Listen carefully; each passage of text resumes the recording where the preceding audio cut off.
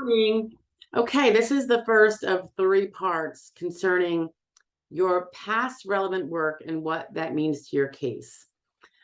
When you file an application for Social Security Disability or SSI, in your application, there's going to be questions regarding your past work. But you're also going to have a report after you apply that you have to get in kind of in short order. It's called your work history report. And that's where you're going to describe each job or occupation you had expressly asked for the last 15 years.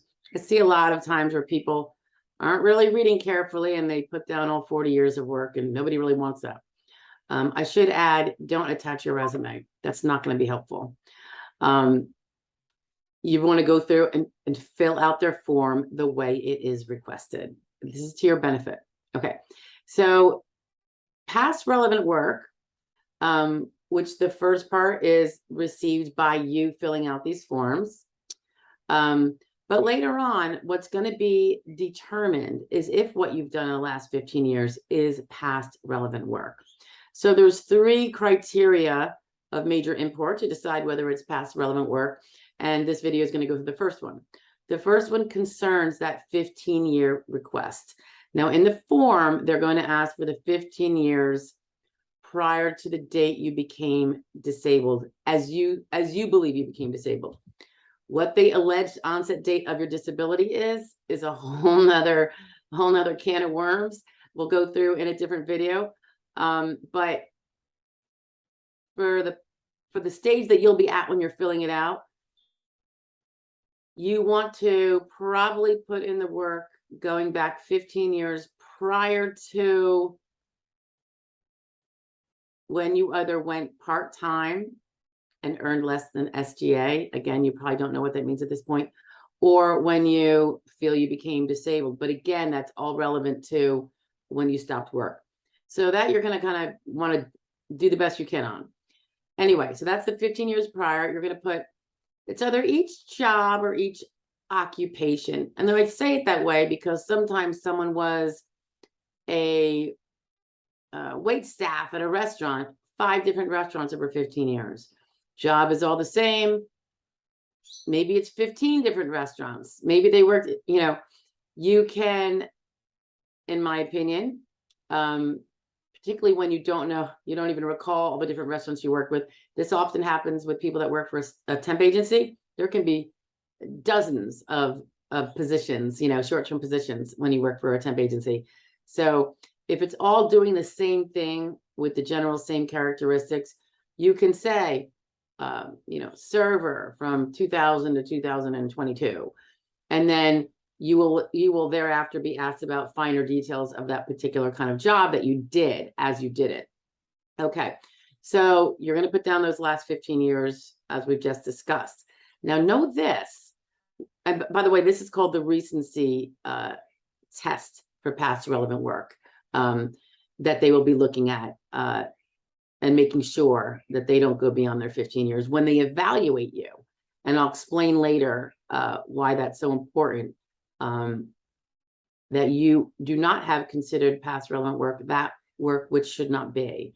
So obviously stuff beyond 15 years. Now, what's interesting is that 15 years is a rolling time period. So when you filled it out, it was 15 years. Let's say it was, you filed in 18, you were disabled in 18, you filed in 18, they're going to go back to 2003. That's going to be the relevant years. So all those occupations you did, okay? Let's say you're still fighting this case 2 years later. Now it's 2020, and they're deciding on reconsideration, or maybe it's an ALJ deciding what your past relevant work is. It's going to go from that time period that it is now adjudicating your claim. So the prior adjudication that went back further is going to potentially include more jobs that you might be able to still do versus less jobs, because maybe the ones from the first 2 years of that 15 period, which have scrolled off the board now, they're no longer in the last 15 years. Maybe those jobs were the ones that you could still do, but now they're not in the last 15 years, so they're no longer considered your past relevant work for the purposes of step 4 of the sequential evaluation process. So the reason why this is important for you now as you're heading in is if you're going to be discouraged because you were denied on initial, maybe you were denied on recon. I see many people drop their case and they never file either the first appeal for recon or the appeal for an ALJ hearing afterwards. They're just, you know, thinking they've lost and that they obviously are not meeting the criteria of disability and they move on. That can change without you having done anything because of this technical rule about the 15 years and the fact that the 15 years moves with you in time. So don't give up, get a consult, or if you're going to hire an attorney, retain an attorney, that person's going to do it for you regardless, or should be. So keep that in the back of your mind when you see a denial, that you might not know if it's, you probably won't know what the basis of the denial is, but it could be based on the fact of a job that you had that they think you could still have, and that job is about to scroll off the board of relevant past work.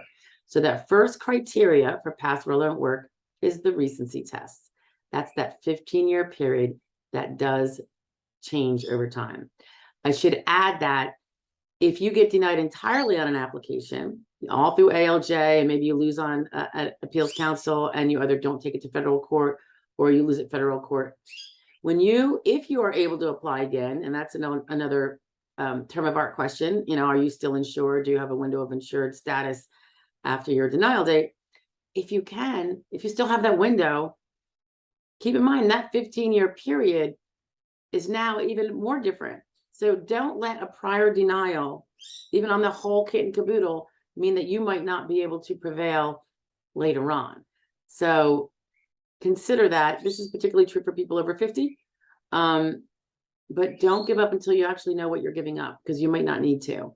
All right, because a second application might actually be the one that eliminates a technical job from the field of review for you, and could be the saving grace of your claim. Okay, so we're going to have the second part B, which is the second criteria to all of this.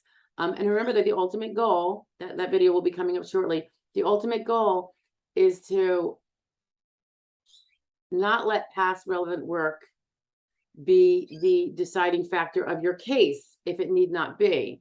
So if you can take a job out of there and it no longer applies because these three criteria that I'm going to be describing the final two shortly no longer make that job part of your past relevant work, and that was a job that would defeat your case, you just saved your case. So these things are really important. There's not much you can do about them as your initial and reconsideration periods go through, but there's more that can be done if you're heading to an ALJ hearing, because you can make arguments about whether something was within the past 15 years, it has changed from what the SSA was looking at because the time period changed, and then two other criteria that I'm going to get into in the next videos. So I hope this helped you define what you should be putting on that work history report regarding your past work. Don't put 20 years, don't put 40 years, just put the 15. Nobody's going to be considering that other stuff, and you're wasting your time. Okay, we will have more on work history reports in another video, but for now, part A is done. Recency test, follow it. If you have any questions, you know how to reach me, and I will talk to you soon. Bye-bye now.